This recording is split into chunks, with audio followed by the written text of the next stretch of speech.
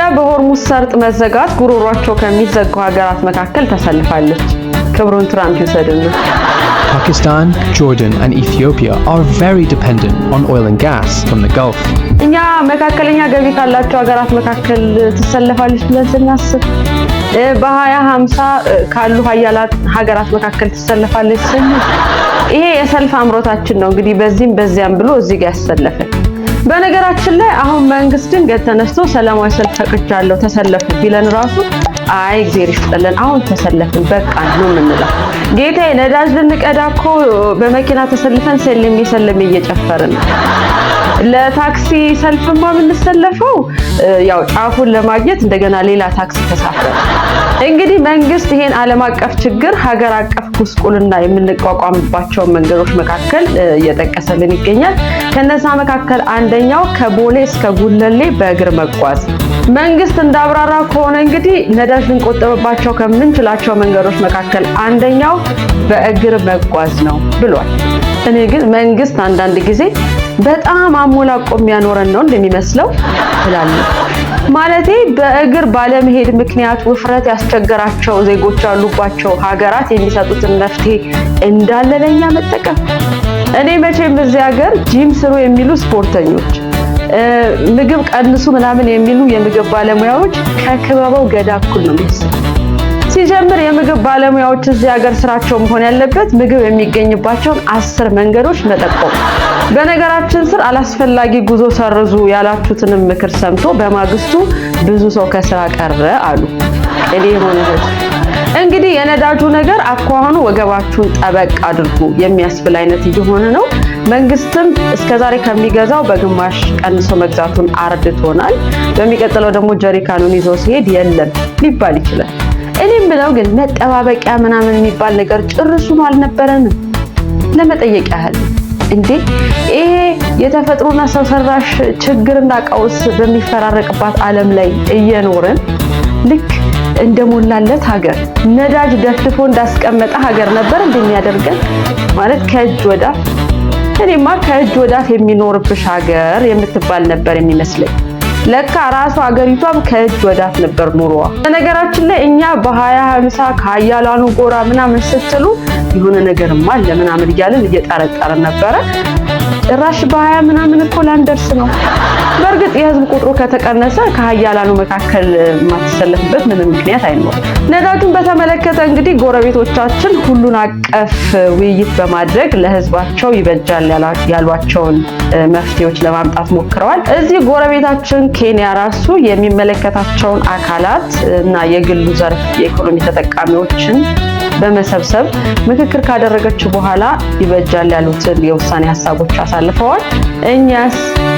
እኛማ ዓለም አቀፍ የነዳጅ ችግር ተከሰተ ስንባል ከችግር ውስጥ እድል ፈልቅቀን እናወጣለን እያልን ነው።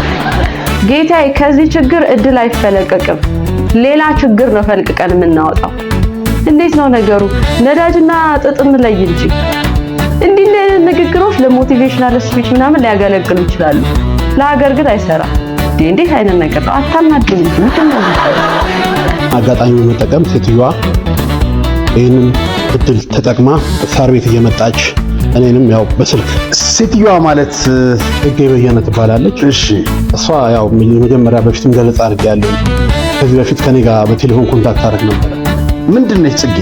ጽጌ ማለት ያው እሷ ገለጻ የምታደርገው የሰፈሩም የሳር ቤት ሰው የሚያውቃት ክብርት ከንቲባ አዳነች አቤቤ እህት ነኝ የምትለው በፊትም እና የሰፈሩም ሰው በዛ ነው የሚያውቀው እና እጇ ረጅም ነው እየተባለ ነው እንደውም የሚወራው ሰፈር ውስጥ። በርግጥ የዛው የሳር ቤት አካባቢ ነዋሪ ነች አይደለችም? እሺ ከዛ መጣች ወደ እናንተ ቤት ምንድነው ያደረገችው? አዎ መጀመሪያ በስልክ ኮሙኒኬት ከመጀመሪያ ፐርሰንት ላይ ነው ያደረገችው። ኮሙኒኬት አለች ለቤተሰቦቻቸው አንዳንድ ቤት እንስጥ አለች። ለማንኛውም ቤተሰብ ተማክረን እንወስናለን አላት። ከዛ በኋላ ያን ውሳኔ ሳትቀበል በጎን እዚህ መምጣት ጀመረ። ቤተሰቦች ጋር ከነሱ ጋር ዲል ለማድረግ ዝም ብላ ከመሬት ተነስታ ዘው ብላ ነው የመጣችው። እኔም ሳንላት ቀጥ ብላ ራሷ ነች የመጣችው ወደ ቤተሰብ እና ያው እንዳልኩ አንድ ታላቅ እህት ያለችኝ ያው ኩላሊት ታማሚ ነች። እሷም ያው አልጋ ላይ ነው ያለችው። ቤት ድረስ እየመጣች ነበር የምታናግራት። እህቴም ያን ምላሽ ዳንኤል ክብረት በተከበሩ ዳንኤል ክብረት ሹመት ላይ ግን ተቃውሞ የማሰማት ፈልጋለሁ። በስርዓት ስነ ስርዓት ምላሽ ይሰጣሉ ስላሉ እንድሰጥ ይፈቀድልኝ። ስነ ስርዓት ይሄ ምክር ቤት ነው። የተከበሩ እርሶም ሐሳቦትን አንጸባርቀዋል። የጠቅላይ ሚኒስትሩ የማህበራዊ ጉዳይ አማካሪነት ማይመጥጥ በዋነኝነት የጦርነት ፕሮፓጋንዳ አሳላጭና አቀጣጣይ ሆነው አግኝቻቸዋለሁ ብዬ አስባለሁ። በብዙዎቹ ተሿሚ እንዲሆኑ በቀረቡት ላይ አስተያየት መስጠት ብፈልግም ጊዜ ለመቆጠብ በሰብሳቢ ሆነው እንዲመሩ በቀረቡት በዳንኤል ክብረት በተከበሩ ዳንኤል ክብረት ሹመት ላይ ግን ተቃውሞ ማሰማት እፈልጋለሁ። አንደኛ የተከበሩ አቶ ዳንኤል ክብረት የተከበሩ አቶ ክርስቲያን ታደለ። አመሰግናለሁ የተከበሩ አፈ ጉባኤ፣ እንዲሁም ክቡር ጠቅላይ ሚኒስትር በመካከላችን ተገኝተው የመንግስቱን የ6 ወራት ሪፖርት ለማቅረብና ከተከበረው ምክር ቤት አባላት ዘንድ ለሚቀርቡለት ጥያቄዎች ምላሽና ማብራሪያ ለመስጠት በመካከላችን ስለተገኙ አመሰግናለሁ። አንዳንድ የስነ ስርዓት ጥያቄዎችን ግን ማቅረብ እፈልጋለሁ። ምክንያቱም እዚህ እኛ የተሰበሰብነው እኔ በበኩሌ የተሰበሰብኩት ክቡር ጠቅላይ ሚኒስትር ከምክር ቤቱ አባላት ለሚቀርቡለት ጥያቄዎች ምላሽና ማብራሪያ እንዲሰጡ ብቻ ሳይሆን የ6 ወራት ሪፖርቱን እንዲያቀርቡ፣ ሪፖርቱ ሲቀርብም እኛ ብቻ ሳይሆን በተለያዩ የሚዲያ አማራጮች ለህዝቡም ቀርቦ ውይይት እንዲካሄድበት ነው። አንድ ሁለተኛ፣ ሪፖርቱን በሰነድ አልተሰጠንም፣ አልደረሰንም። ሪፖርቱን በደንብ ገምግመን መርምረን ከየሴክተር መስሪያ ቤቶች ትራያንጉሌት እና ቫሊዴት አድርገን የተሳሳተ መረጃ ካለም እሱን ለማረም እድል የምናገኝበትን ሁኔታ አልተፈጠረልን። ይህን ካልኩኝ በኋላ አንድ የጥያቄ መንደርደሪያ የሚሆን ማስታወሻ ብዬ ወደ ጥያቄ ያመራለሁ። ክቡር ጠቅላይ ሚኒስትር፣ በዚህ ምክር ቤትና በተለያዩ መድረኮች ስለ እርስዎና ስለሚመሩት የአስፈጻሚ መንግስት ተጠይቅ ሲቀርብቦት ለተጠየቁ ምላሽ ከመስጠት ይልቅ ጠያቂዎችን የሚያጥላላ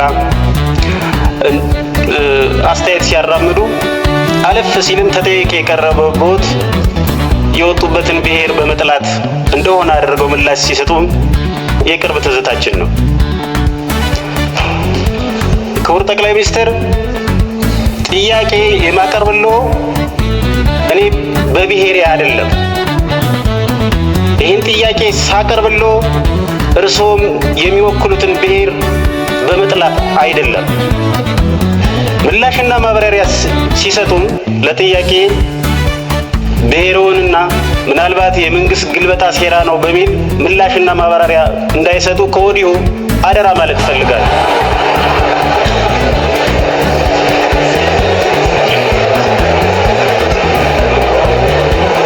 አመሰግናለሁ። ወደ ጥያቄ አመራለሁ።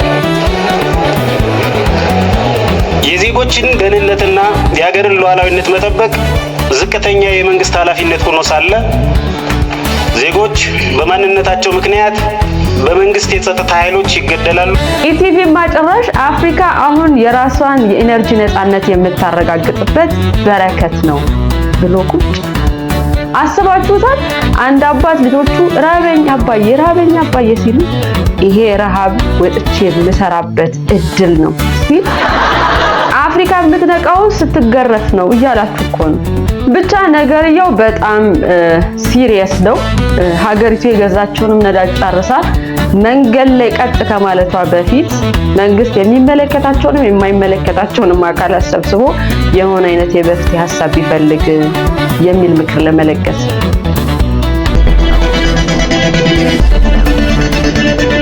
ከሚል መነሻ መሰለኝ። ቅድም አንዱ ራሱ ወደዚህ ስመጣ መጋቢት 24ን እንዴት ታየዋለሽ ሲለኝ እንደ የካቲት 24 እንደ ሰኔ 24 ምናምን አልኩት። በስብሃት ድምጸት ስብሃት ግንቦት ያን እንዴት ታየዋለሽ ሲሉት ነው አሉ እንደዚህ አይነት መልስ የመለሰው። እንግዲህ ቀኑን አንዳንድ የአዲስ አበባ ነዋሪዎች ደግሞ ከቅድሙ የተረፉት ማለት ነው ከመጋቢት እስከ መጋቢት በሚል መሪ ቃል በሰልፍ ሲያከብሩት ውለዋል። በሰልፉ ላይም የተለያዩ መፈክሮች ሲታዩ ውለዋል። በእርግጥ መፈክሮቹን ከምስሎቹ ጋር ለማዛመድ የ2 ሰዓት የሳይክል መንገድ መሄድ ነበረብን፣ ነዳጅ ስለሌለ ማለት ነው።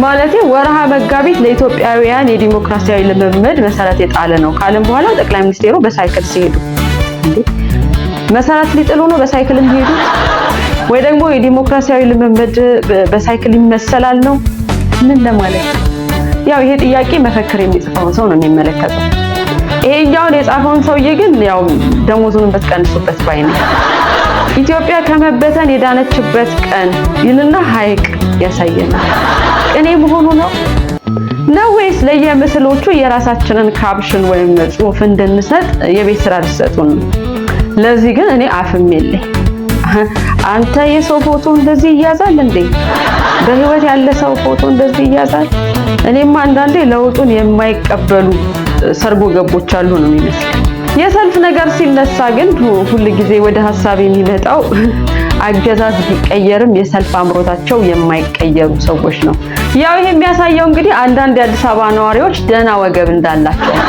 እንትናም ሲመጣ ሰልፍ እንትናም ሲሄድ ሰልፍ በርግጥ ከሰልፍ ብቸኛው ተጠቃሚ መፈክር የሚጽፈው ሰው ነው አለ መፈክር የሚጽፈው ማለት ድሮ መንገድ ላይ በቀይና በጥቁር እስክሪፕቶ አሽሙርና ስድብ ቅልቅል ግጥም የሚጽፈውና የሚሸጠው ነው አሁን ስራ ቀይሮ ነው መፈክር ምን ይሄ ብቻ በቀደም ደግሞ ይሄ ጋዜጠኛ 8 ዓመት ምናልባትም ለአንድ ተማሪ የአንደኛ ደረጃ ትምህርቱን የሚያጠናቅቅበት አጭር ጊዜ ሊሆን ይችላል ነገር ግን ለአንድ ታላቅ ሀገር ለዛውም ለኢትዮጵያ 8 ዓመት ለመሆኑ ስንት ነው ከፖለቲካ ቀውስ ወደ ሀገራዊ መግባባት ከተረጅነት ወደ ስንዴ ላኪነት ከዓመታት የባህር በር ጥማት ወደ ደፋር 8 ዓመት አጭር ነው ያልከው ግን አከራካሪ ይመስለኛል እንዴ አንድ የአሜሪካ ፕሬዝዳንት ሁለቴ ተመርጦ የሚወርድበት ጊዜ እኮ ነው ወይስ የምታወዳድረው ከካሜሮኑ ፖል ቢያ ወይም ደግሞ ከኡጋንዳው ሙሴቬኒ ነው እንደዛ ከሆነ ለነገሩ የስልጣን ዘመኑ ገና ዳዴ ይያለ ከፖለቲካ ቀውስ ወደ ሀገራዊ መግባባት ከተረጅነት ወደ ስንዴ ላኪነት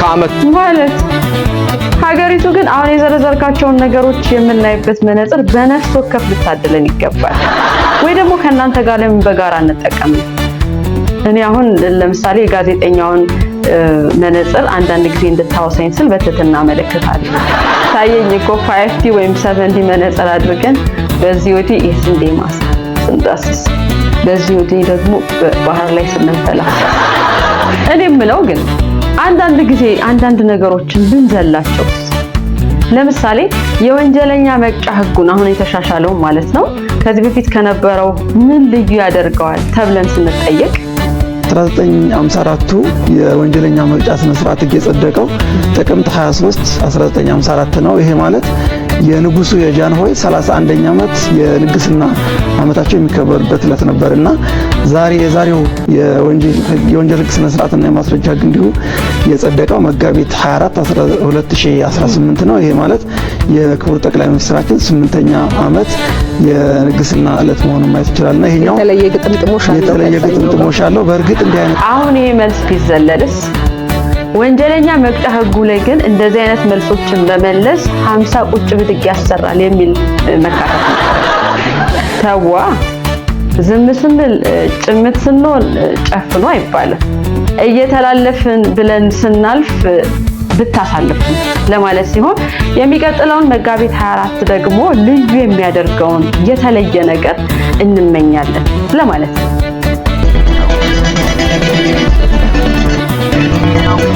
ትራምፕ እንጻፉ እኮ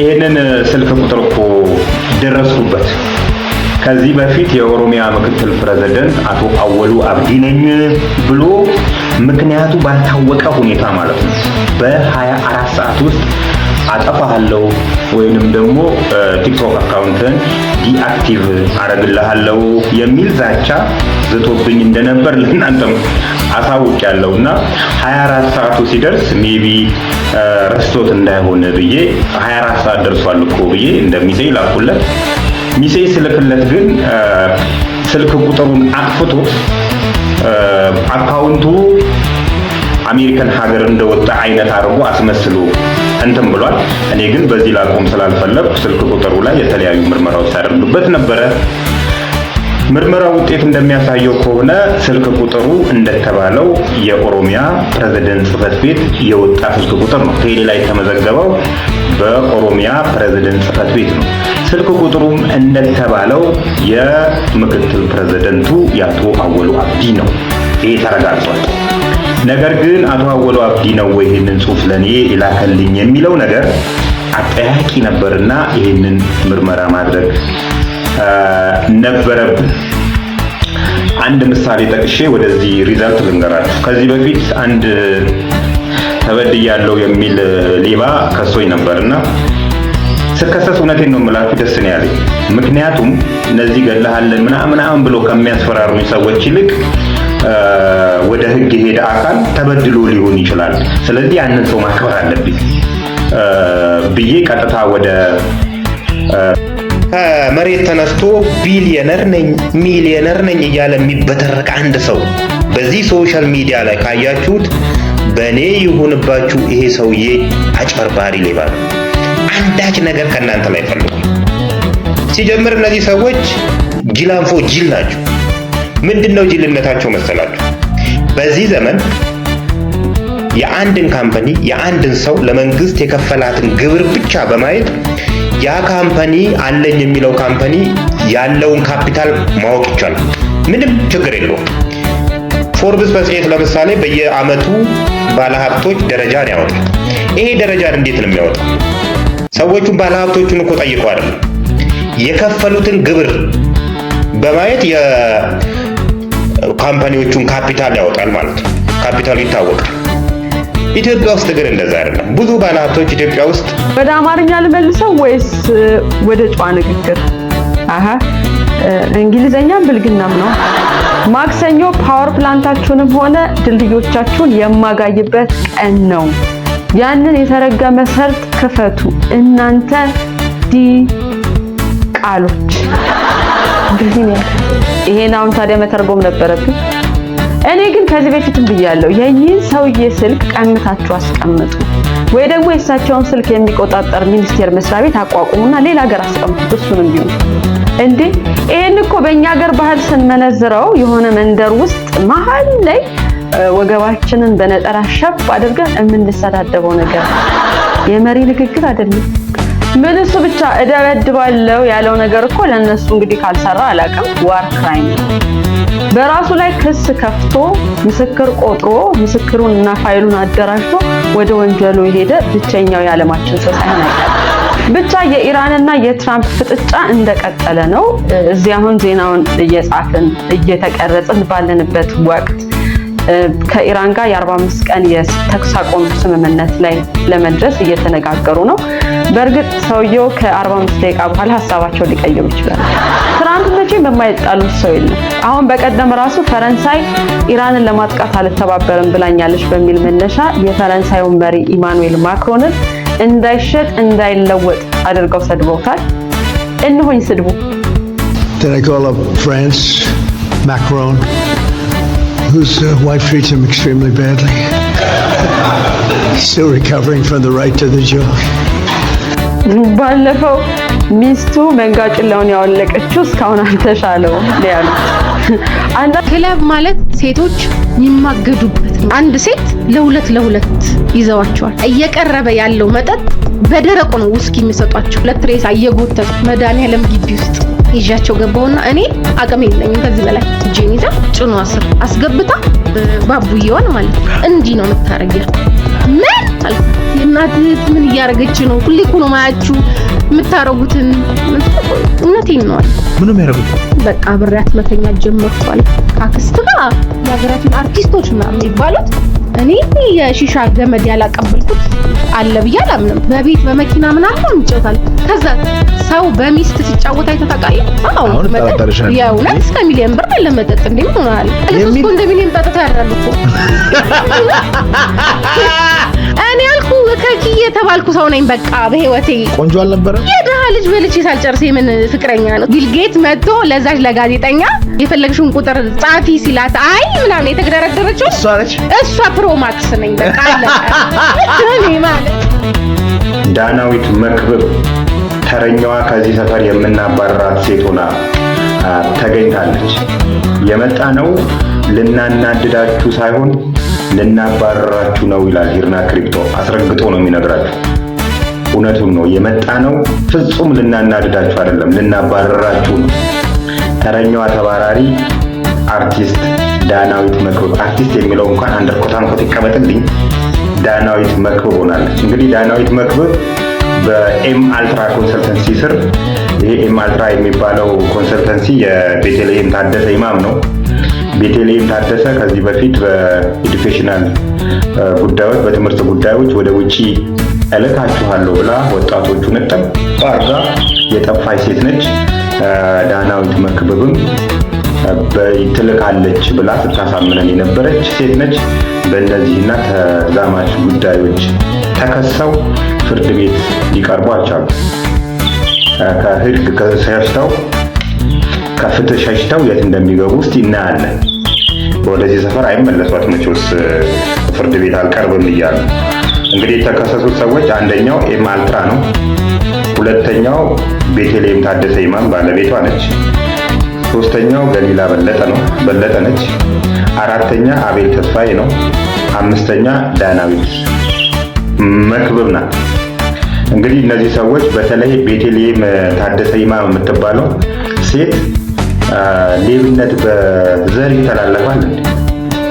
አዲስ አበባ ላይ ብቻ ያሌላ ኮንሰልተንሲ የለም፣ ያሌላ አጭበርባሪ ድርጅት የለም። ከ12 በላይ በወንድሞቿ በባሏ ወንድም በምናምንቴ በዘመድ አዘመድ አንዱን ስዘጋ አንዱን ስከፍት፣ አንዱን ስዘጋ አንዱን ስከፍት፣ በእንደዚህ አይነት ሁኔታ ነው ቀጣዩ ኤስሪ ኮንሰልተንሲ የሚዘጋ ድርጅት ነው። እንግዲህ እነዚህ ሰዎች ተከሰው በተደጋጋሚ ጊዜ ፍርድ ቤት ሊቀርቡ አልቻሉም። የመጨረሻ ጥሪ ፍርድ ቤት አቅርቦባቸዋል። እነዚህ ሰዎች እንግዲህ ይህን ቪዲዮ ኤአይ ነው ምናምን ብለዋል። በእርግጥ ኤአይ ይሄንን ስራለን ብትሉት ራሱ አረኔ እንዲህ አይነት ነገር አልሰራም ነው የሚላቸው። ለነገሩ አብዛኞቹ የትራምፕ ንግግሮች ከኤአይ ጋር ያምታታሉ። የእውነተኛ ሰው ተናገረው ብሎ ለማሰብ በጣም ይቸግራል። ኤአይን ራሱ ይሄን ነገር ስራልኝ ምናምን ብትሉት ኦልሬዲ ትራምፕ ብሎታል የሚል ይመስለኛል። ኢማኑኤል ማክሮን እንግዲህ በመላሻቸው በፈረንሳይኛ ይሄ እውነተኛ ኑሮ ነው የቴሌቪዥን ሾው አይደለም ብለው መልሰውላቸዋል። እኔማ የእንጂን የትራምፕ ነገር ስመለከት እንዴ ዝም ብለን ይሆን እንዴ በአስተሳሰብ የቀደሙ ምናምን የሚመስለን እላለሁ ነው ወይስ ጉዞውን ክብ አድርገውት የሆነ የተነሱበት ተመልሰው ነው እንዴ? የማይባል ሲሉ የማይደረግ ሲያደርጉ ይኸው 21ኛው ክፍለ ዘመን ላይ መገኘታችንን አጠራጠሩን እኮ።